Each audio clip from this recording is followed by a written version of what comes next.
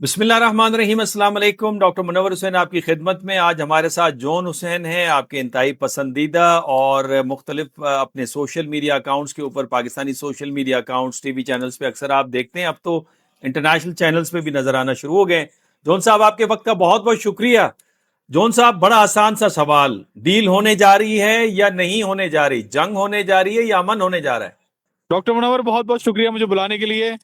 ये जो सवाल आपने पूछा है, मेरे ख्याल में इसका जवाब सिर्फ और सिर्फ खुदा के पास है। कोई दुनिया की ताकत नहीं बता सकती, कोई नहीं बता सकता कि मुआहिदा होगा या नहीं। ये जरूर है कि अगर आ, इतना अमेरिका को बेताबी नहीं होती मुआहिदा करने की, तो क्यों हम देखते हैं कि इतनी मूवमेंट्स हो रही हैं, इतनी खबरें आ रही हैं। हत्ता कि इस चीज की भी खबर आ रही है कि 300 अरब डॉलर आगे जाके रिलीज करने पे तैयारी अमेरिका ने जो है वो आमादगी जाहिर कर दी, अकॉर्डिंग टू न्यूयॉर्क टाइम्स। और ये क्यों हुआ कि स्ट्रेट ऑफ हॉर्मोज का ब्लॉकेड का जो रिलीज था, उसके बारे में ट्रम्प ने ट्वीट किया। मुझे जो ऑफिशियल्स ने बताया वो ये बताया हुआ है कि ये फंसा हुआ है और ये कुछ भी करके डील करेगा कबूल, और ईरान के टर्म्स पे ही करेगा। ये चाह ये रहे हैं कि एंड वक्त पे जितनी कंसेशन, या एक आखिरी जोर लगा के देख लें, जितनी कंसेशन मिल सके इनको मिल जाए। क्योंकि अमेरिकन एस्टेब्लिशमेंट को भी अब अंदर से एक और, बहरहाल कहना यह है कि अंदर से एक और ग्रुप है जो जाग गया है और वो बहुत तेजी से काम कर रहा है इस चीज के ऊपर। तो बहरहाल ये तो ईरान की स्पेकुलेशन है, लेकिन मुझे खुद भी नजर ऐसे ही आ रहा है कि ये जो हारा हुआ बादशाह है, ये कुछ भी करके अब जो है वो जीत के अपने जीत दिखाने के लिए कुछ भी करेगा। और डील इसके लिए बहुत जरूरी हो चुकी है इस वक्त। और मिड टर्म्स भी आ रहे हैं आगे, तो जाहिर है एक इंटरनल प्रेशर भी है। अच्छा, वैसे जॉन हुसैन भाई, ये जो आपने फंडिंग की बात की, रिकंस्ट्रक्शन के मद में 300 बिलियन डॉलर की आप बात कर रहे हैं, ये देगा कौन? जीसीसी ममालिक देंगे या अमेरिका देगा?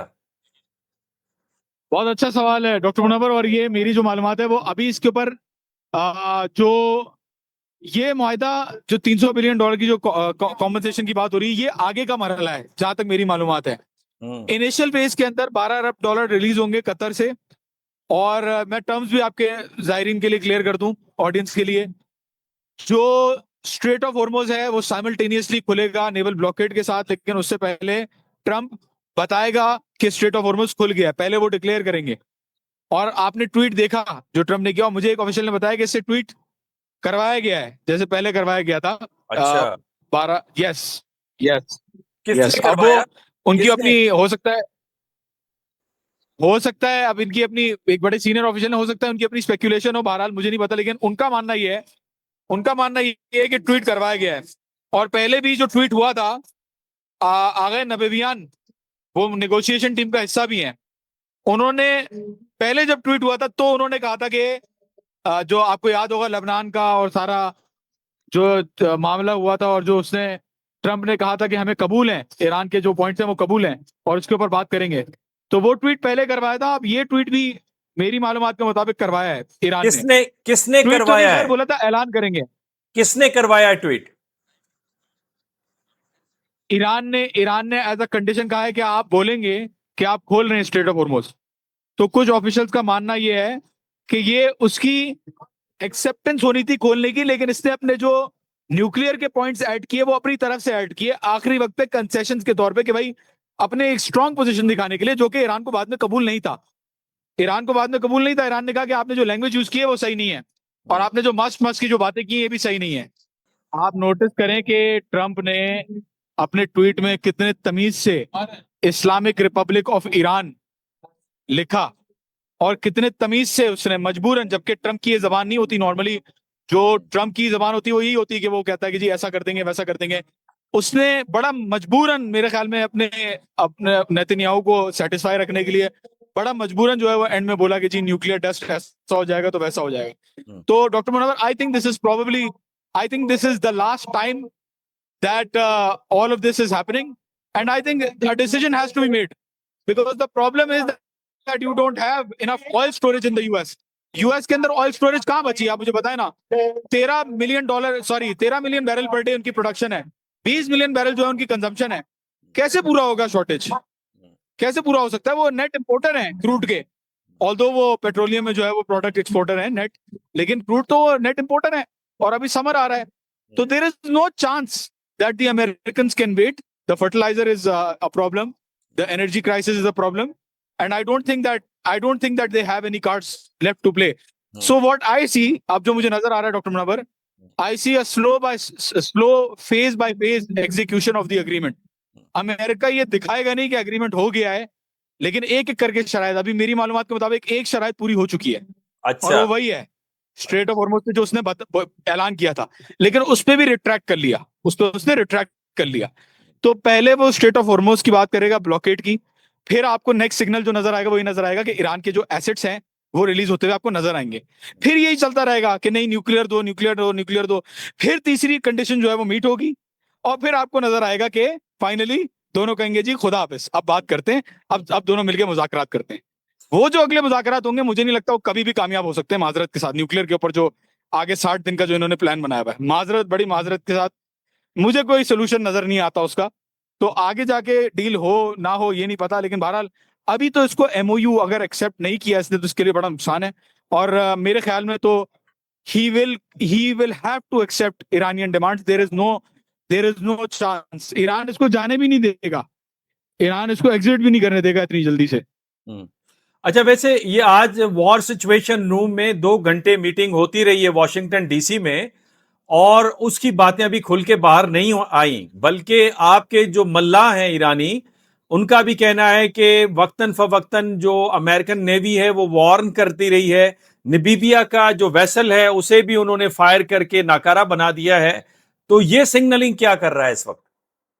ये वही वाली बात है डॉक्टर मुनव्वर, जैसा कि मैंने कहा कि एंड वक्त पे किसी तरीके से कंसेशंस और लेने की कोशिश करना, एंड मोमेंट पे किसी तरीके से और ज्यादा आप जितना गेन कर सके कर लें, कि जो चीज आपको नहीं मिल रही वो आखिर वक्त तक कोशिश करते रहेंगे। And I think there is also, doctor Munawwar, there is also an issue of Lebanon and Israel, whatever Israel is doing right now. So because one of the terms of the deal are that, और बाकायदा text है ये, बाकायदा text में लिखा हुआ है ये मेरी मालूमात के मुताबिक, कि यूएस और एलाइज जो है वो ईरान और एलाइज को अटैक नहीं करेंगे, और ईरान और एलाइज जो है वो यूएस और एलाइज को अटैक नहीं करेंगे। yes. और इसराइल जो बमबारी और जो जुल्म कर रहा है लेबनान के अंदर, वो चाह रहे हैं कि किसी तरीके से इसराइल को भी, मेरे ख्याल में, और काफी लोगों ने स्पेकुलेट भी किया है, ये खबरें भी आई हैं मेरे ख्याल में इस बात पे, कि टाइम मिल जाए इसराइल को to make sure that they complete their own operation in Lebanon. So there are speculations by analysts, and I completely agree with that speculation, because I think that he knows that there is not much time remaining, and Trump will have to basically make a deal. It's just a question of when. John साहब, ये किधर हैं आप? इस वक्त procession हो रहा है ईरान में? ये प्रोसेशन नहीं, ऐसी हर रोज रात को चौरंगी पे लोग आते हैं, मिलते हैं, मतलब रोज रात को 8 बजे निकलते हैं बाहर, 3 बजे तक सुबह रहते हैं। तो बस लोग आए, मैं आपको दिखा देता हूँ, आप देखें, आपके सार्वजनिक के लिए ये एक्सक्लूसिव है, किसी ने नहीं देखा है। अच्छा, ये कुछ भी नहीं है, ये बहुत छोटा सा, ये एक चौरंगी है, ये चौरंगी पे लोग बैठे हैं। हर चौरंगी के ऊपर इन्होंने, हर चौरंगी के ऊपर जो है वो ऐसे स्टेज लगाए हुए हैं, और लोग आके स्पीचेस देते हैं। मतलब आपको स्पीच देनी है, जैसे मुझे स्पीच देनी है तो मैं आके ऊपर स्पीच दूंगा, तो लोग एक दूसरे के साथ एक फॉर एग्जांपल स्पीचेस देते हैं, नगमे, अगर किसी को पढ़ने हैं, अगर किसी को कोई चीज करनी है तो वो आके करते हैं यहाँ पे। तो ईरानी रोज जमा होते हैं, हम भी एक और चीज दिखाता हूँ आपको, ये देखें, ये मैं आपको दिखाता हूँ, ये देखें, तो आप नोटिस करें यहाँ पे किस तरीके के लोग हैं। यानी लिबरल्स भी हैं, और ऐसा नहीं है कि बहुत वो कोई मैं आपको दिखा, यस एब्सोल्युटली, मजहबी भी हैं और लिबरल्स भी हैं, आप कह रहे हैं? हर तरह के लोग हैं, हर तरह के। अच्छा, लोग हैं, बच्चे, ये देखिए, आंटी जा रही है, मैं दिखाया दूं। दिखाएं।